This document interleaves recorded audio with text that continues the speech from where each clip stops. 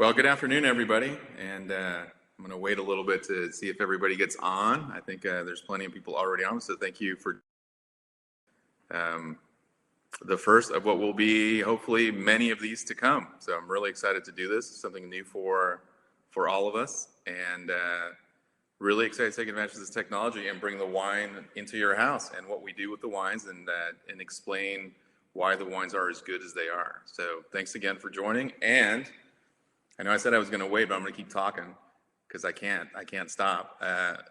If you have any questions, please, it'd be great if this was as interactive as possible.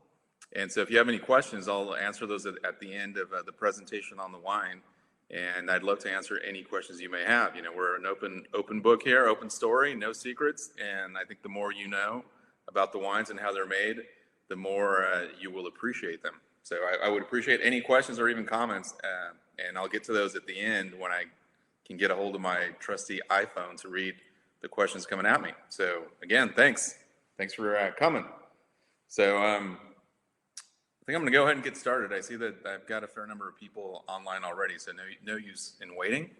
And basically, the way I'm going to start is I want to talk a little bit about the wines that I'm going to be presenting today and tomorrow and Friday, and we're going to repeat that again in a couple of weeks, because I know a lot of you don't have the wines, and maybe some of you do, and it would be great to do this with people actually having the wine in front of them. So again, we're going to do it in a couple of weeks, and we selected these 3 different wines. We started this program called the Sip While You Sip program, and it was kind of a little funny way of taking advantage of the shelter in place that we're all in, and coincidentally, the SIP is SIP. So we hope that you're doing plenty of sipping while you're sheltering in place and you're keeping safe at home. The point of it for us is we decided to release these 3 different wines. We're doing the Chardonnay today. Tomorrow we'll do a Pinot Noir, and on Friday we'll do a Cabernet Sauvignon. And these 3 represent a little bit a bigger production than what we usually do with the other wines. So most of the time we're doing anywhere between 50 and 300 cases of wine, and these 3 wines represent our core product with a little bit more production. And by a little bit, you know, it's not a huge amount. It's about 800 cases that we're doing of this. And we thought, in order to help out our community, which I'm sure it's happening all across the country, a lot of restaurants being closed and people being out of work because of the restaurant closures and restaurants having a hard time, we thought that this would be a pretty good way for us to help our community that is a very tight-knit community here with the restaurants and the support that we get from the restaurants. So we decided to do this Sip While You Sip program and offer these 3 wines at up to a 40% discount, and using some of the proceeds from the wines that we sell to help these people out from the restaurants and whatnot. So hopefully, and the hotels too that are suffering here as well. So hopefully, you know, it's something you can help us with so we can help other people, and we can all enjoy some really good wine. So with that, let's get started on the Chardonnay. And this is we call it our Napa Valley Chardonnay. It actually comes from a single vineyard. Almost everything that we do, as I'm sure you're well aware, is single vineyard, single varietal, with one exception currently, which is the Jimmy D's. And another exception that we did in the past is a Cabernet that we blended, which we'll taste on Friday. Almost everything is single vineyard, single varietal. And that's kind of what we do here. For those of you who have been to Napa, I'm sure you've seen what a small place it is, but it's very diverse. And so our proximity to the San Francisco Bay on the south end of the valley and the narrowness of the valley allows us to have these different microclimates within the valley. And so that allows us to grow different varietals that maybe you wouldn't see growing next to each other. And then maybe if you were to go to France, you'd have to go find Chardonnay next to Cabernet, let's say, you know. So we have this really special region where we can grow these different grapes, and we have very subtle differences in climate within the valley that allows us to have different characteristics in the wine. So even though this is Chardonnay from the Oak Knoll appellation, it's not from Carneros. We make another wine that's Chardonnay that comes from the Carneros vineyard that's owned by the same grower as this, Larry Hyde. This is, as the crow flies, it's about 5 minutes from Carneros, but the difference in climate is such, and the difference in soil is such, that you get a much different expression of the Chardonnay grape than you do in Carneros. So this is the same clone of Chardonnay, and a clone is basically a variation on the theme of the varietal. So think of it in terms of apples. You have red apples, you have green apples, you have Granny Smith, you got Fuji. They're all apples, and we have the same thing within grape varietals. So it's the same clone as the other Chardonnay we produce. but it grows in a different soil in a different place. And the vineyard that produces this wine, and for those of you that were able to tap into my inaugural Instagram live video, the vineyard was planted in '97, so it's going on 23 years this year, which is a pretty long time for a vineyard, especially for Chardonnay. And so it's in the Oak Knoll appellation, like I mentioned. So that's basically at the really north end of the town of Napa, basically on a corner close to the east side of the valley where the Silverado Trail meets Trancas Road. And so the name of the vineyard is Las Trancas because of its location. And so this vineyard has really heavy, we call it Yolo loam soils. Yolo is another county here in California. And one of the things that's interesting about the Napa Valley is that we have such a diversity of soils from, that show up in other parts of the state just within this really small reality that we call the Napa Valley. So this Yolo loam is more akin to the soil that we find in Yolo County, which is not too far from where we are. It's basically on the other side of the Vaca mountain range on the east side of the valley. And so this soil with this particular clone produces a Chardonnay that's exactly what I was hoping for. So the idea behind this Chardonnay, in contrast to our high vineyard Chardonnay, which is a much more traditional barrel-oaked, full malolactic Chardonnay, this is meant to be more of a stainless steel, fresher, no malolactic Chardonnay.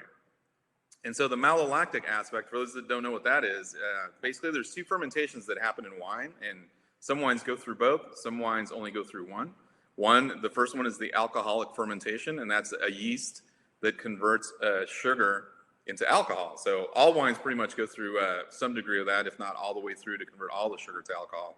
And then the secondary fermentation is a bacteria that converts one acid into another type of acid. So the acid that it converts, it basically changes malic acid, which is the same acid you find in apples, and the Latin root of the word malic, mela is apple in Latin, and there's a lot of malic acid in apples, and that's where that comes from. Basically converts malic acid into lactic acid, which is the same acid you find in milk, lactic.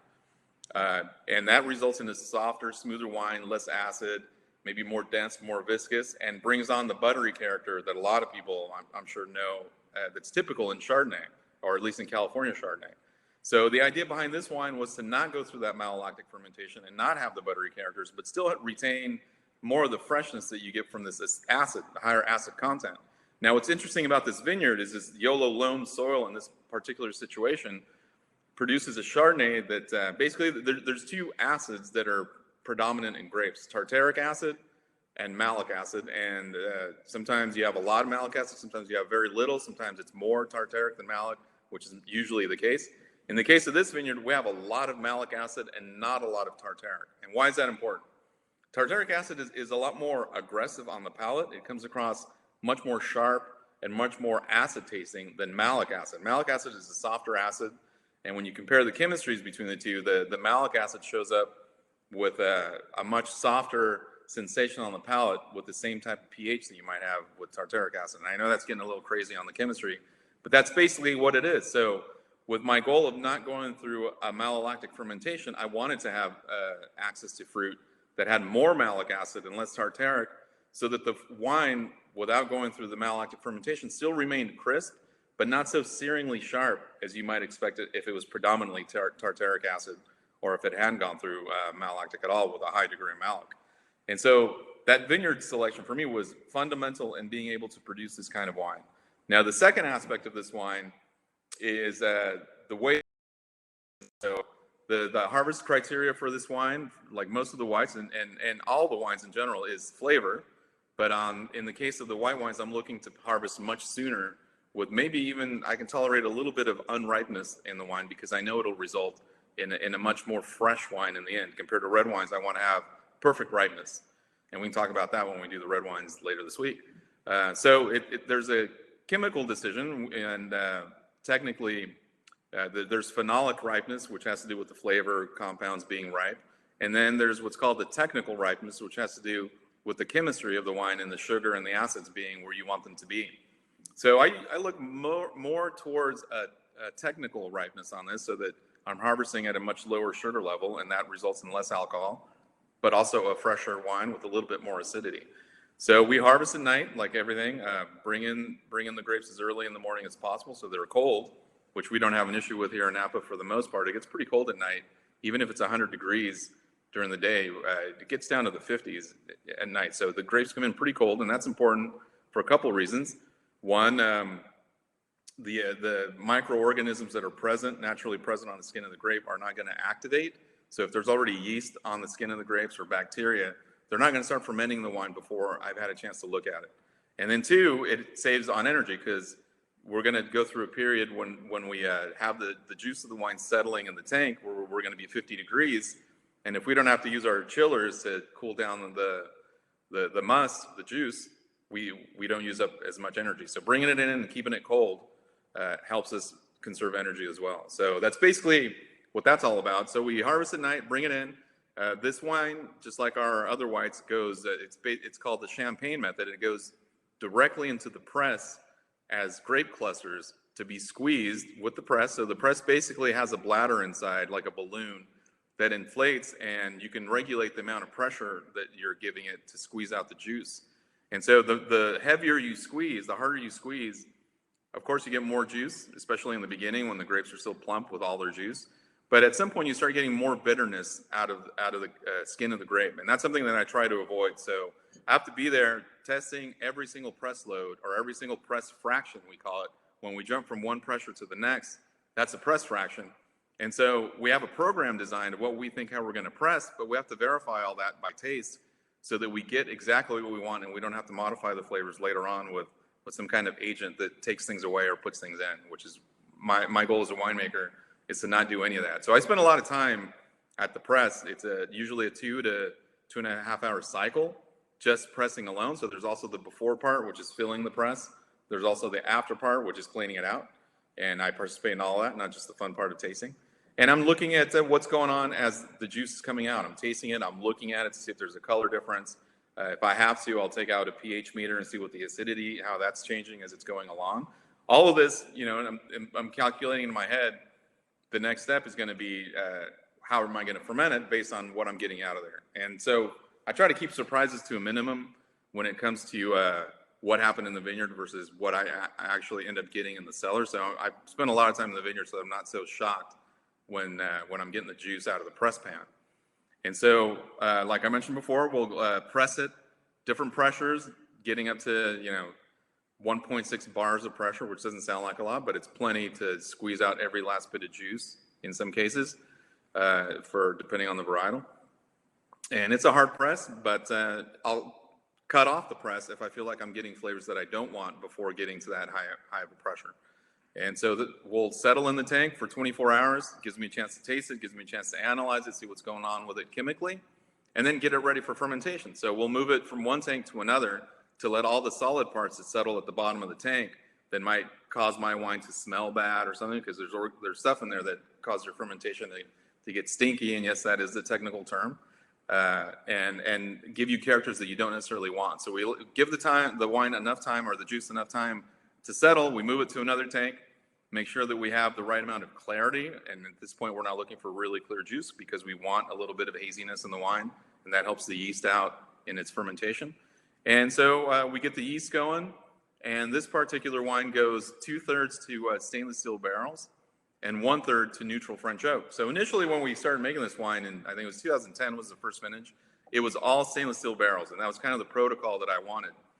And as we started having used white barrels, and by that I mean that the and maybe the wood flavor was gone, I started testing out putting some of this wine in used white barrels and then blending it back with the stuff that was in stainless steel barrels. And I found that the combination of the two just made a much more profound wine. So that's kind of been the story of this wine in terms of how it's aged in the cellar and what it ferments in ever since. So it's 2/3 stainless steel barrels, so I don't get any kind of oakiness, but also keep in mind that oak is porous, so it breathes. And so as it breathes, it gives you more body into the wine. And so in the stainless steel situation, you get a leaner wine than you do in a wood situation, right? So then the wood part, 1/3 of it, of the final blend, goes into wood. And so that helps me give a little bit more body and more density to the wine. And so why stainless steel barrels? That's a really important thing to talk about for me, because when we first started making this wine, basically the trend of making unoaked Chardonnays was really starting to take off. And so what most people were doing is they were making Chardonnays in their stainless steel tanks. So you got to think of a tank kind of like the bottle, right? It's tall and it's skinny. And so a lot of the flavors, specifically for Chardonnay, when you taste the grapes, it's not a grape that by itself has a lot of flavor. So you kind of have to build that as you're making the wine during the course of the year that you're making it in the cellar. And so a lot of the stuff, I mentioned that we move the wine off things that settle out. A lot of the stuff that we want to give the wine flavor with is still in the wine. So we keep a little haziness in there because that's got flavor elements to it. And it also helps the yeast, like I mentioned before. So we take the wine off that thick part of the lees, the gross lees we call that, and that goes into the barrel for fermentation. And so as we're fermenting, it's important to keep the juice oxygenated because the yeast needs oxygen to keep going. And so we stir the barrels a little bit. And so as we're stirring it, the stuff that starts settling at the bottom of the barrel gets lifted back up. Now, if we have a tank, if you think of a barrel, I'll use the water bottle instead. I won't spill it all over myself. If you think of a tank like this, right, a barrel is basically a tank on its side. And so whereas in a tank, you have this surface area of lees, and you have this much wine, you don't have very much wine in contact with the lees, but you flip it over, and all of a sudden you have this much more surface area that's in contact with just a lot more juice. And so that's why I decided to find these stainless steel barrels, and I think I'm the first one that did that, at least in Napa Valley, to use these stainless steel barrels to get lees contact onto the Chardonnay to give it that much more flavor and complexity and not just be a steely, fresh, acidy, thin wine. It was really important for me to be a complex wine. And so when you taste the wine, you start seeing some of this creaminess. And I even get a lot of people that think that, that there might be some oak on this, or there might be some malolactic fermentation. And that's all from the lees contact, that you're getting some of the sweetness, some of this complexity into the wine. So basically, after the primary fermentation is over, and that's our technical term for the alcoholic fermentation, is we top up the barrels and then we just let them sit. I stop stirring them, and we let them sit for at least 8 months, 9 months, up to a year, depending on the vintage. Just let it sit on the lees, and as long as the wine continues to smell good and smell fresh, because remember I was mentioning there's the stuff that settles out can give it aromas that you don't want, or even flavors that you don't want. We're constantly monitoring it to make sure that we're not picking up anything we don't like. And the minute that we do find something we don't like, I'm going to move the wine out of the barrels, off that lees that settle at the bottom of the barrel, and then return it back into the barrels to continue aging for a little bit more. And so all this time, besides tasting, we're not really doing anything. We're not mixing the barrels. We're not stirring it. We're just kind of letting it sit and letting there be an interplay between the wine and the lees that's settling. And there's a little bit of scientific data about what's going on there, but nobody really understands what this exchange is, other than the result is a pretty good tasting wine with a little bit more viscosity and a little bit more complexity from it that could, a little bit more sweetness, a little bit of flintiness, and things like that. So that's basically how the wine is made. This is a wine that I don't necessarily age it for too long in the bottle, even though I think it will age nicely. We usually release this pretty much soon after bottling, because I think it's a wine that's really, really easy to enjoy when it's young. You get a little bit more of the acidity. And when you cool the wine down, if you serve it colder, like I like to do when the wines are young, serve them a little bit colder. It's a lot more refreshing and just fun to drink when it's warm outside. So usually the release of this wine coincides with spring, summer, and it's a time to really enjoy a young wine that's at the right temperature, which is normally colder for me. Maybe, I like to serve it 55, 60 degrees, so a little bit on the cold side. And then as it gets older, let it warm up a little bit, maybe more room, 68 degrees, something like that, where you start getting more of the nuances in the wine. So with that said, I talked a little bit about the flavors there already. Let's go ahead and for those of you lucky enough to have the wine, we can taste it. And I'm using the Chardonnay glass specifically because I'm a big believer in having the right glass for the right wines. Not all wines, but for certain wines for sure. But certainly Burgundy varietals and varietals that don't receive a lot of oxygen in their production, that don't have a big, massive body, do really well in glasses like this that have an open top, and you can aerate them more once you release them from the bottle. So then when you expose it to air, you start getting much more of the characteristics that the wine is supposed to have, as compared to if it was a taller, leaner glass with a smaller opening, you don't get as much of the aromas early on because it doesn't aerate the wine as much. So let's go ahead and have a look. This is 2018, which is a pretty good vintage. I mean, this vineyard is pretty consistent most of the time, almost all the time, in terms of having similar characteristics from one vintage to the next, which is really good. And that's kind of what I want out of this wine, being one of our bigger production wines, bigger in quotes. And so you see the color. You know, this has been in bottle for for about a year, not at least a year, but for about a year. You see the color is still what it's supposed to be. Maybe it's a little bit darker than you would think for an unoaked Chardonnay. But true to its nature of a Chardonnay, it's got the nice little balance of a little bit darker color from the portion that was aged in oak. And then when you smell it, the aroma just has a lot going on. So this is where a lot of people get confused and they think that there might be some new oak on this. And there's, again, zero new oak, but you're getting the smell, not from the oak that it was aged in. Sure, you might pick up a little bit, right? I'm not going to say that it's entirely oak-free from the neutral oak. And those barrels are like 4 or 5 years old, so they've been used a couple times. And they don't have a lot of oak, but who's to say that a little bit doesn't make its way into the wine? And for me, it's great because it adds complexity.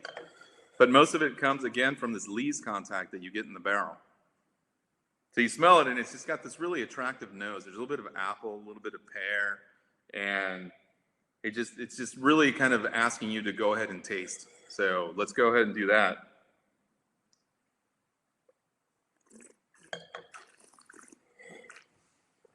And what you'll find is the wine has a really nice balance of acidity and density without having more of one or the other. It's just kind of like one smooth object that hits you basically on your palate. Not one thing here and one thing over there, but everything kind of together in one nice drink. And you have a lot of aromas that persist on the palate after you drink it, which is one of the things that I strive for, is to have a lot of aromas when you smell it. Maybe not like huge, powerful aromas, but there's plenty of complexity in the nose that makes it attractive. But also once you swallow it and you get the return back, you know, coming into your mouth from your throat of this aroma that just kind of lingers on your palate and your mouth. So the acidity on here, again, is soft, but it stays for a little while. It's got nice long aftertaste to it. So I think it's a wine that can pair with a lot of things. It can be enjoyed on its own, which I highly recommend. I know I'm enjoying this right now.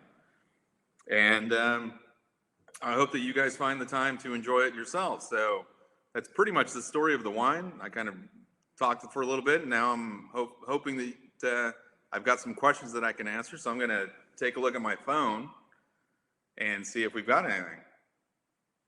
So we have a question from John. And I was wondering why Pinot Noir is never blended with another varietal. Is it something unique about the varietal that allows it to not be a good blending partner with, say, Gamay, Cab Franc, etc.?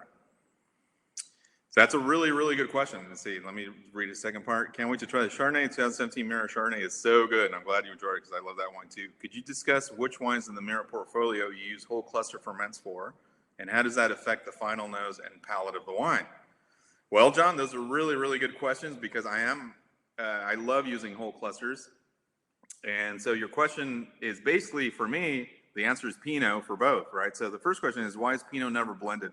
Pinot is such a delicate varietal that you start blending anything into it and immediately dominates the wine. So it loses a lot of its elegance and a lot of its just kind of like ethereal quality that I think it has to it. And when I think of Pinot, I think about when you have a small candle that's lit in a dark room and how you can see it, but it's not blinding you. You know, it's just there, and you might see a little bit of smoke coming out. To me, that's what Pinot is. It's very subtle, very elegant, very a lot of times understated, but and sensual at the same time.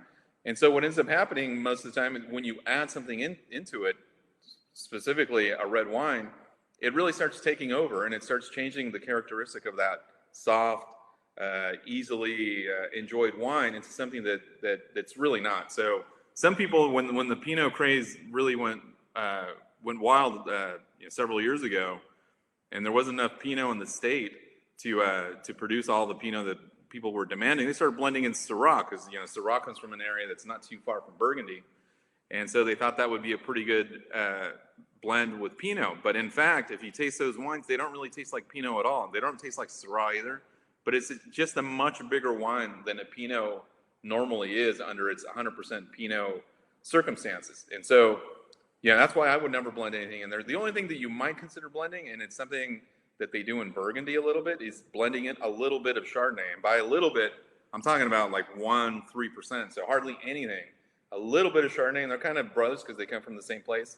Sometimes will help you give a little bit more depth to the Pinot in a year where the Pinot suffered in the vineyard and didn't really give you what you wanted in the winery. So I haven't had to do that here. I always experiment before I come up with the final blend just to see what could have been.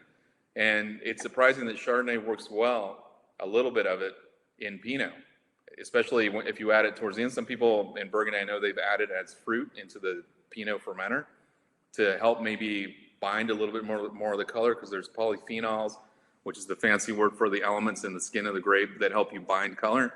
There's more polyphenols in Chardonnay that give you that bitterness that help you retain color in Pinot Noir, right? So in situations where you might not have enough color, that's a way to keep more color into it, the red color. And that's something that they do in the Rhone Valley as well with Syrahs. They have Viognier planted every certain number of vines that they harvest all together, and it helps them keep the Syrah a darker color than it would have been otherwise. So it was a really good question. So the other part of that question was about whole clusters, and what was it? Which one? Where do I use whole clusters in the portfolio? So the one that we're going to taste tomorrow, the Stanley Ranch Pinot, is one that receives a fair amount of whole clusters in fermentation. So we make two Pinots. We have actually three. We have the Hyde & Sons, and we have the Hyde Vineyard Pinot, which right now we're currently sold out of. And so on the Hyde version of the Pinots, I don't do any whole clusters because I feel like the wines are already powerful enough as it is. But on the Stanley Ranch, because it's a blend of a couple different clones, I can play around and do whole clusters here and there depending on the clone. So I'll talk more about that one tomorrow specifically, and we can get more deep into whole clusters on Pinot Noir. Other than that, I haven't really used them on any varietals around here. Syrah is a candidate for it that I might try at one point, but so far I haven't felt the need to go that route with the other red varietals. And just to give you a quick reason why not, I don't crush any of the grapes that go into the tank. It's all whole berries, and so I get kind of a carbonic effect already from having whole berries in the tank without having to have the stems. So that's basically the answer to that. So let me see what else we got questions here from Tom Sherry. And we are currently sampling the Mira 2014 Hyde Chardonnay. Would you please compare the flavor profiles between that and the 2018 Napa Valley Chardonnay? For sure. So these are, as I was mentioning earlier in the presentation, these come from the same grower, but two distinct areas in the valley. And they're the same clone of Chardonnay. They're both Robert Young clones. But the growing conditions in the Hyde Vineyard, which I mentioned before is about 5 minutes away on a good day with no traffic, are such that it just produces a completely different wine. So whereas on this wine, coming from Oak Knoll appellation, I have a much higher degree of malic acid, and it's slightly warmer here than it is in Carneros. In Carneros, I have a lot less malic acid. So just to give you an idea what a low number is, and we're talking grams per liter, in Carneros, the Chardonnay might have 1.2 grams per liter of malic acid to start off with, where this one might have 2.5, even 3 some years, which is twice as much. So think about that as it goes through malolactic fermentation. Because of this high degree of malic acid, I'd get this huge blast of butteriness in the wine, which is I'm trying to avoid. And then the wine would just be really, really flat because I'm converting the one acid to a softer acid. Contrast that to Carneros, where the Hyde Chardonnay only has 1.2 grams per liter of malic fermented acid. So what ends up happening is the wine still retains a lot of freshness, a higher degree of acidity, and it doesn't produce a lot of buttery character. So it still has a little bit, but just not as much as you might expect from another California Chardonnay. And so what does that mean? So without getting too much into the details of or trying to describe the difference between pH and stuff like that, chemistry, you have a wine from Carneros, the Hyde Vineyard Chardonnay, that just has a higher degree of acidity in general. And what ends up happening is that wine needs just a lot more time to develop, and the lees contact that I described in this wine helps that wine out tremendously, and the wood exposure on that wine helps it out tremendously. So for the most part, the higher degree of acidity you have, the leaner the wine is on the palate. And so on the Hyde Vineyard Chardonnay, I decided that's going to be 100% barrel fermented and barrel aged, and it goes through malolactic, so a little bit different from the Las Trancas Napa Valley Chardonnay. But the barrels in that program, typically we make about, the vineyard produces about 10 barrels worth of wine, so I'll use one new barrel per year on that wine. So again, a very, very light touch on the oak, because I'm not looking to make an oaky Chardonnay, but I'm looking to give it complexity with a little bit of oak and maybe balance out a little bit of this natural acidity that you find naturally in the wine. So